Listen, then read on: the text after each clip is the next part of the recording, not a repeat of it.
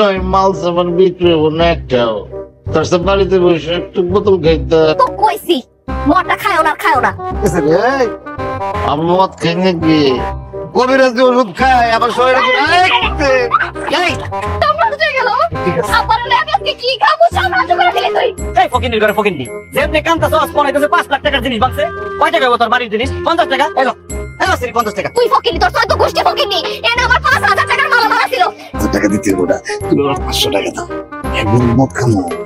তুমি আমার টাকাটা দিলে আমি তোমার পক্ষে কথা কমু যে আমার মায়ের দোষ, সে ভুল করে তোমার গাড়ির সামনে ধরে দিয়েছে। তোমার আমার খুব ভালো করে জানা আছে মদ খাওয়ার লাগা তুমি তোমার কিডনি পছন্দ দিতে পারো, তোমার কোনো গ্যারান্টি নাই। 100 টাকা দিয়ে দেবো, এটা আমার লাগে নাই, বাকির খাতা লিখে রাখিস। খারাপ এই কি কইছস? টাকা হারালে কিন্তু আমার দোষ না। টাকা পয়সা খুঁজতাছ না, গাছে ডাল খুঁজতাছ তুই খারাপ। ডাল খুঁজতাছ কে লাগা তোরা কেমন পিড়াবে 50 টাকা দাও আমি হাসপাতাল পাড়া তারপর দিব।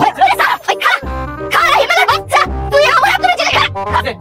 কষ্ট করে আমার হেলিকপ্টারে আপনার ধুই দেব না, আমি চালানোর পরে রাইটে আমার হেলিকপ্টারে সুন্দর করে দেবো। হ্যাঁ, আমার তো খাইয়ে কাম নাই, আমি আপনার হেলিকপ্টার দিয়ে দিব।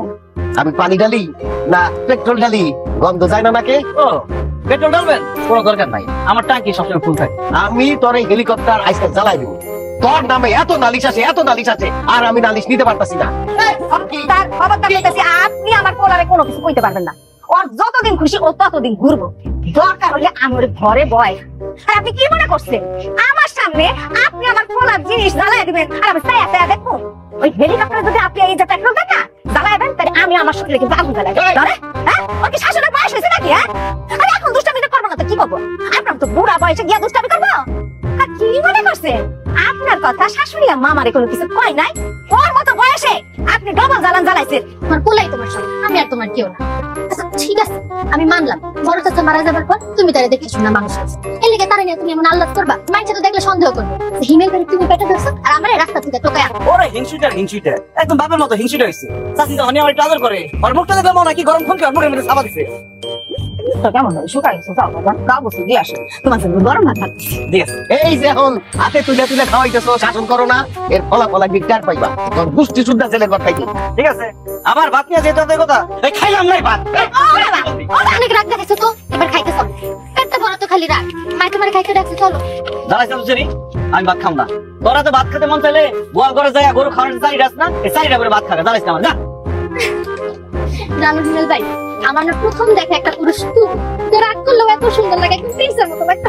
এসব ভঙ্গের কথা বাদ দিয়ে ভাতটা খাইয়া কোচিং এ যা। পড়াশোনা করে কি করবি? 10 বারে শুরু হইতে পারবো তো না। দিন শেষে তোমার হাড়ি পাতিল দিয়ে আমার টানা লাগবে।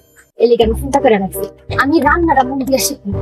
মাই কইছে তুমি নাকি মজার খাওয়া খেতে অনেক পছন্দ করতে যাই, তারপরে মজার খাওয়ান দান। আমার বিয়ারে তো তোমার লোকেই হইবে, তুমি না কিছুই বুঝো না। আচ্ছা আমার কও না, আমি যখন বিয়ার পরে এখানে এসে রাগ করে বসে থাকবো, তুমি তো আমার রাগ ভাঙাইতে আসবা নাকি? তোমার ওই হেলিকপ্টার নিয়ে টুকটুক করে ঘুরতে থাকো? ভাই বোনের তো বিয়া হয় নাকি? তুমি না কিছুই বুঝো না। এই সেরি, তোর মাথা তো বিয়ার ভূত চাপছে। মাথা থেকে বিয়ার ভূত কেমনে নামাইতে আমি খুব ভালো করে জানি। তাই নাকি? তাহলে আমার বিয়ার ভূতটা একটু নামায় দাও। আরে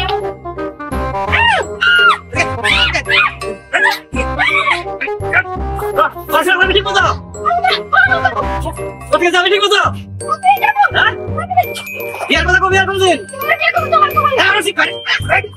বিয়ার কথা কবি আরো হ্যাঁ